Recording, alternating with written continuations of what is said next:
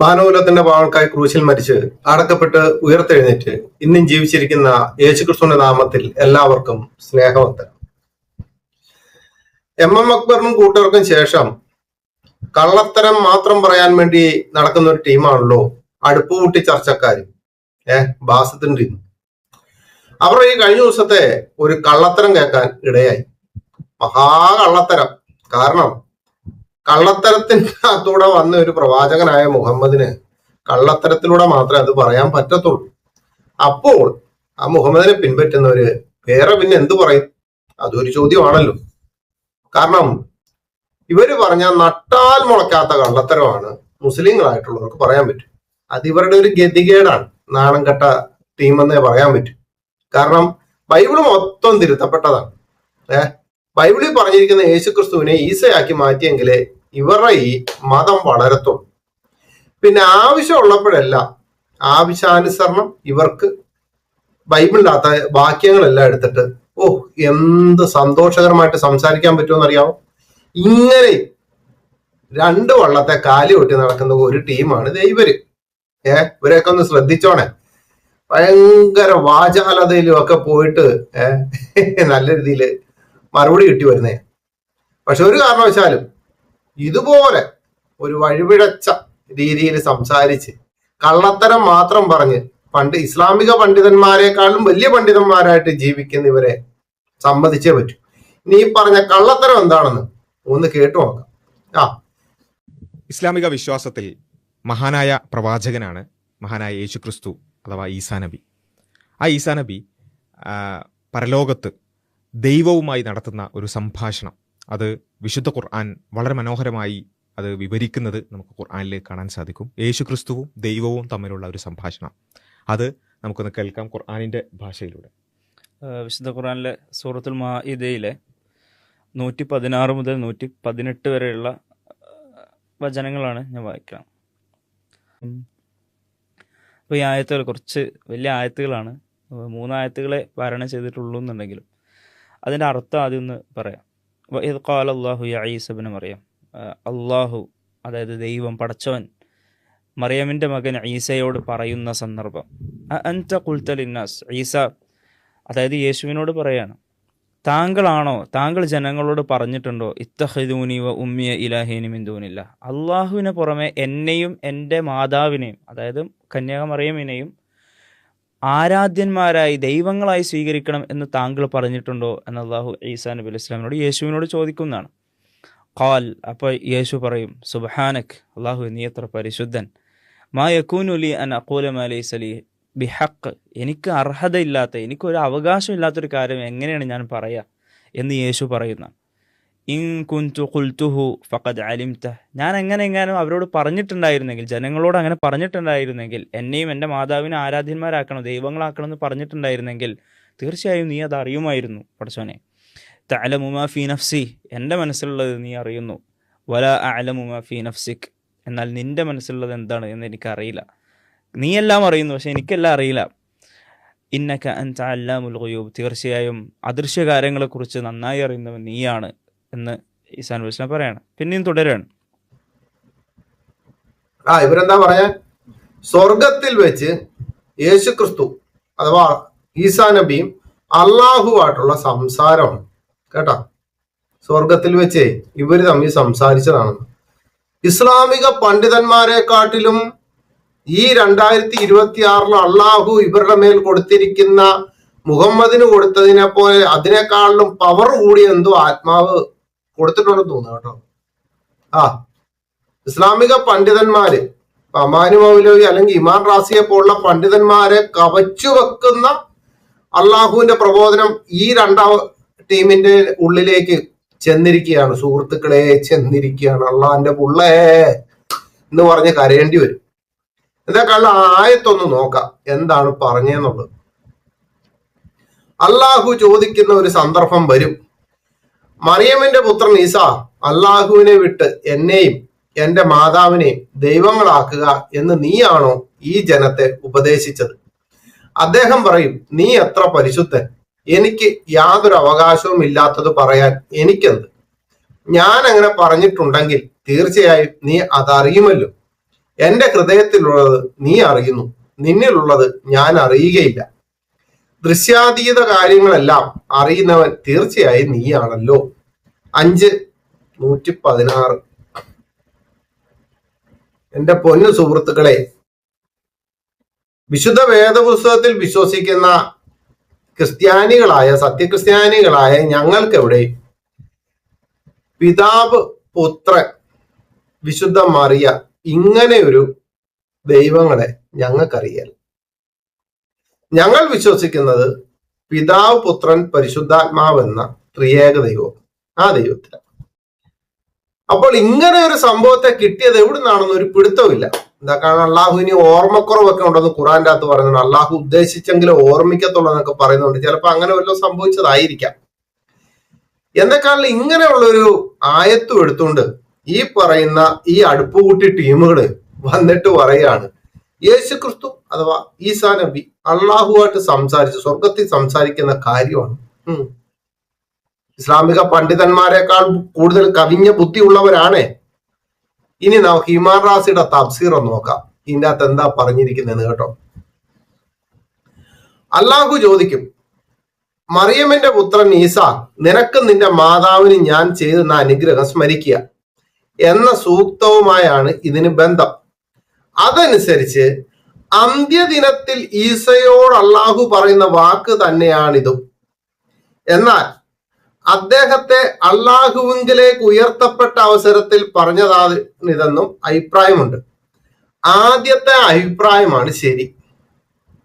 അടുപ്പുകൂട്ടികളെ,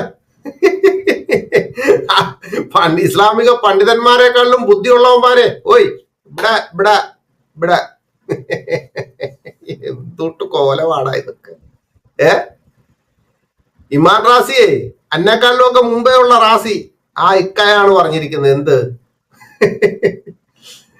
ആദ്യത്തെ അഭിപ്രായമാണ് ശരി. നേതാ അന്ത്യദിനത്തിൽ ഈസയോട് അള്ളാഹു പറഞ്ഞ വാക്ക് തന്നെയാണ് ഇതെന്ന്. എന്നാൽ അദ്ദേഹത്തെ അള്ളാഹുവിലേക്ക് ഈ രണ്ട് അഭിപ്രായം ഉണ്ടെങ്കിലും ആദ്യത്തെ അഭിപ്രായമാണ് ശരി. അള്ളാഹ്ക്കറിയാം പള്ളിയിലെ കാര്യം. എന്നിട്ട് ഈ തരികിടയുമായിട്ട് വന്നിരുന്ന് ഇങ്ങനെ സംസാരിക്കും. നിനക്കൊന്നും ഉടുപ്പില്ലേ, നാണമില്ലേ? ഒന്നുമില്ല, വല്ല പഠിത്തമൊക്കെ ഉള്ള യോഗ്യതയുള്ളവരല്ലേ. ഇങ്ങനെ യോഗ്യത ഇല്ലാത്ത പരിപാടി, കഴിവുകെട്ട പരിപാടി കാണിച്ചുകൊണ്ട് നടക്കല്ലേ.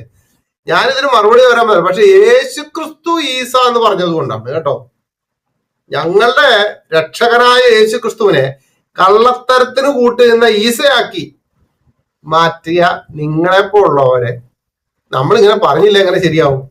ഇനി കേരളത്തിലെ ഏറ്റവും അറിയപ്പെടുന്ന ഒരാളാണല്ലോ മുഹമ്മദ് അമാനി മൗലവി എന്ന് പറയുന്നത്. അദ്ദേഹത്തിന്റെ തഫ്സീറിൽ ഈ ആയത്തുമായിട്ട് ബന്ധപ്പെട്ട് എന്താണെന്ന് ഒന്ന് നോക്കാം. ഇസ്ലാമിന്റെ കഴിവ് ഉള്ള പണ്ഡിതന്മാരെക്കാൾ കഴിവ് കൂടിയ രണ്ടെണ്ണം ഇരുന്നിട്ട് ഇമാതിരി തക്കി അടിച്ചപ്പോഴും അതിനൊക്കെ കമന്റ് ഇടാൻ വന്ന കാക്കാമാരെ വേണം സമ്മതിക്കാൻ. ഇനി അടുത്തത്, ഖിയാമത്ത് നാളിൽ അള്ളാഹുവും ഈസാ നബിയും തമ്മിൽ നടക്കുന്ന സംഭാഷണമാണിതെന്നും ഈസായെ ആകാശത്തേക്ക് ഉയർത്തിയ ശേഷം സംഭവിച്ചു കഴിഞ്ഞ സംഭാഷണമാണിതെന്നും രണ്ടഭിപ്രായം ഖുറാൻ വ്യാഖ്യാതാക്കളിലുണ്ട്. ഇതനുസരിച്ചാണ് കാല എന്ന ഭൂതകാല ക്രിയയ്ക്ക് ഭൂതകാലത്തെ കുറിക്കുന്ന രൂപത്തിലും ഭാവി കാലത്തെ കുറിക്കുന്ന രൂപത്തിലും അർത്ഥം വരാമെന്ന് പരിഭാഷയിൽ നാം സൂചിപ്പിച്ചത്. ഒന്നാമത്തേത് ഭൂരിപക്ഷ അഭിപ്രായം. ആ അഭിപ്രായത്തെയാണ് ഇബ്നു കത്തീർ ബലപ്പെടുത്തിയിരിക്കുന്നത്. ഇബ്നു ജരീർ രണ്ടാമത്തെ അഭിപ്രായവും ശരിവെച്ച് കാണുന്നു. വാസ്തവം അള്ളാഹുവിനറിയാം. നാണമില്ലാത്ത രണ്ടോ കൊണ്ടോ ഇരുന്നുണ്ട് യേശു ക്രിസ്തുവിനെ ഈസയാക്കി അള്ളാഹു ഈസയും കൂടെ സ്വർഗത്തിൽ സംസാരിച്ച വിഷയം എന്ന് പറഞ്ഞതിനെ അന്നേക്കാളിലും ഒക്കെ വലിയ പണ്ഡിതനാണല്ലോ ഇബ്നു കത്തീർ. ഇബ്നു കത്തീർ ബലപ്പെടുത്തിയിരിക്കുകയാണ്. ഭൂരിപക്ഷ അഭിപ്രായോടാ ഒന്നാമത്തേതാണ്. നിങ്ങൾക്ക് ഈ ഭൂരിപക്ഷ അഭിപ്രായത്തിന്റെ കളിയുണ്ടല്ലോ. അമാനു മൗലവി പറയാം അള്ളാഹുവിന് അറിയാതെ, അള്ളാഹുവിന് മാത്രം അറിയാവുന്ന ഈ വിഷയത്തെ കൊണ്ടുവന്നിട്ട് നിങ്ങൾ രണ്ട് പണ്ഡിതന്മാർ ഇമാതിരി കള്ളത്തരം പറഞ്ഞു വരാൻ നാണമില്ല നിനക്കൊന്നും. എന്തിനാ അതും ഏത് സമയത്ത് ഈ 30 ദിവസത്തെ നോമ്പ് കഴിഞ്ഞപ്പോ തന്നെ ഈ മഹാകള്ളത്തരവായിട്ട് ഇങ്ങനെ ഫേസ്ബുക്കിൽ കൊണ്ടുപോയിടേണ്ട കാര്യം ഉണ്ടായിരുന്നു? ഇത് ഫസ്റ്റ് ആണ്. ഇനി ഞാൻ തരാം. ഇനി ദൈവം അനുവദിച്ചാൽ അടുത്ത എപ്പിസോഡുകളിൽ ബാക്കി ആയത്തിനുള്ളത് ഞാൻ തരാം. ഇനി ഇങ്ങനെ അറിവുള്ള ഇസ്ലാമിക പണ്ഡിതന്മാർക്ക് ഒരു അറിവില്ലാത്ത കാര്യമാണ് ഈ 2 ജിഹാദികൾ ഇരുന്നുകൊണ്ട് പറയുന്നത്. കാരണം ഇവർക്കൊരു നാണവും മാനവും ഇല്ലാത്ത തന്നെയാണ് കാരണം. ഇവര് പറയുന്നത് ഈസ അള്ളാഹുവിന്റെ അടുത്ത് ഒന്നാണ്. എന്നാൽ ഇവർക്ക് ആവശ്യമുള്ളപ്പോൾ കൂടെ കൂട്ടുകയും പിന്നീട് പിഴച്ചവരെന്ന് വിളിക്കുകയും ചെയ്യുന്ന കാദിയാനികളുണ്ട്. ഇവര് തമ്മിൽ ഭയങ്കര ഈസയുടെ കാര്യത്തിൽ ഭയങ്കര പ്രശ്നമാണ്. കാദിയാനികൾ പറയുന്നത് ഈസ എന്നിട്ട് നേരെ അങ്ങ് പോയെന്നാണ്. ഇവര് പറയും ഇല്ല, അള്ളാഹു നേരെ ഇവിടുന്ന് പൊക്കിക്കൊണ്ട് പോയെന്നാണ്. ഇതിന്റെ ബൈബിളുമായിട്ട് ഒരു ബന്ധം നോക്കിയ എഫേസ്യ ലേഖനം 6:11 പറയുന്നത് പിശാചിന്റെ തന്ത്രങ്ങളോട് എതിർത്ത് നിൽപ്പാൻ കഴിയേണ്ടതിന് ദൈവത്തിന്റെ സർവായുധ വർഗം ധരിച്ചുകൊള്ളാണ്. കാരണം പിശാച് തന്ത്രശാലിയാണ്. അവൻ ഈ പിശാച് എന്ന് പറയുന്നവൻ, മുതുപിശാച് എന്ന് പറയുന്നയാള്, നമ്മുടെ വർഗീസം സാമൂൽ ഭാഷ പറയുന്നല്ലോ മുതുപിശാച് എന്ന്. ഈ പിശാച് സത്യവിശ്വാസികളെ തെറ്റിക്കാൻ വേണ്ടി പല തന്ത്രങ്ങളുമായിട്ട് വരും. കാരണം എന്താ അറിയോ? ഈ ഖുറാന്റെ അകത്ത് വായിച്ചു കഴിഞ്ഞാൽ ഖുറാൻ 3:54 വായിക്കുമ്പോഴത്തേക്കും കാണാം, അവർ തന്ത്രം പ്രയോഗിച്ചു, അള്ളാഹു തന്ത്രം പ്രയോഗിച്ചു. അള്ളാഹു നന്നായി തന്ത്രം പ്രയോഗിക്കുന്നവരാണ്. കാരണം തന്ത്രം പ്രയോഗിക്കുന്നവർ മെച്ചപ്പെട്ടവനാണ്. അപ്പൊ ഇങ്ങനെ ഖുറാൻ പറയുന്ന ഈ തന്ത്രം നന്നായി പ്രയോഗിക്കുന്ന അള്ളാഹു ഈസയും തന്ത്രശാലിയാണ്. കാരണം അള്ളാഹു ഈസയും തന്ത്രശാലിയാണ് എന്ന് പറയുന്നതിന്റെ പ്രധാന കാരണം ഞാൻ ഒരു ഹദീസ് വായിക്കാം. അബൂ ഹുറൈറയിൽ നിന്ന് നിവേദനം, നബി പറഞ്ഞു, ഒരാൾ മോഷ്ടിക്കുന്നത് കണ്ട് ഈസാ ബിൻ മറിയം ചോദിച്ചു, നീ മോഷ്ടിച്ചോ? അവൻ പറഞ്ഞു, ഇല്ല, അവനല്ലാതെ മറ്റൊരു ദൈവവും ഇല്ല. ഈസ പറഞ്ഞു, ഞാൻ അള്ളാഹുവിൽ വിശ്വസിക്കുന്നു, എന്റെ കണ്ണുകൾ കാണുന്നത് ഞാൻ വിശ്വസിക്കുന്നില്ല. ഇങ്ങനെ തന്ത്രം പ്രയോഗിച്ച ഈസ എന്ന കള്ളനുമായോ അള്ളാഹുവുമായോ ഞങ്ങൾക്ക് ഒരു ബന്ധവുമില്ല. കാരണം അള്ളാഹു തന്ത്രം പ്രയോഗിക്കുന്നു.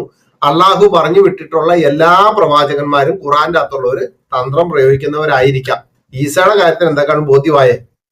അപ്പൊ ഇങ്ങനെ ഒരു ബന്ധവുമില്ല.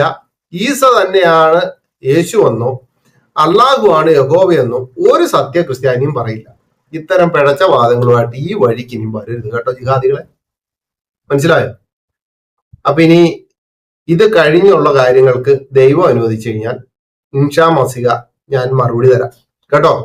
അതുകൊണ്ട് അടുപ്പ് കൂട്ടി ടീമുകളോട് പറയാണ്, ഈ അടുപ്പ് എത്ര കൂട്ടിയെന്ന് പറഞ്ഞാലും സത്യവിശ്വാസികളുടെ കണ്ണിലേക്ക് നിങ്ങൾക്ക് ഇനി ഇരുട്ട് കയറ്റാൻ പറ്റുകയില്ല. മനസ്സിലായോ? അതുകൊണ്ട് എന്നെ കേട്ടവരോട് പറയാണ്, ഇത്തരം അടുപ്പ് കൂട്ടികൾ വരും, വന്നിട്ട് യേശുക്രിസ്തുവിനെ അങ്ങ് ഈസയാക്കി മാറ്റും. ഇതുപോലെ വിശുദ്ധ വേദോസത്തിൽ പറഞ്ഞിരിക്കുന്ന അവന്റെ വായിൽ വഞ്ചനയില്ലായിരുന്നു എന്ന് കേട്ടോ.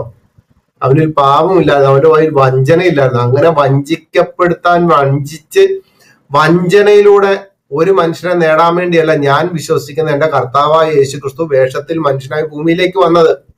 ഞാൻ തന്നെ വഴിയും സത്യവും ജീവനും എന്ന് വ്യക്തമായിട്ട് പറഞ്ഞിരിക്കുകയാണ്. യഥാർത്ഥ വഴി ക്രിസ്തുവിലൂടെ, യഥാർത്ഥ ജീവൻ ക്രിസ്തുവിലൂടെ.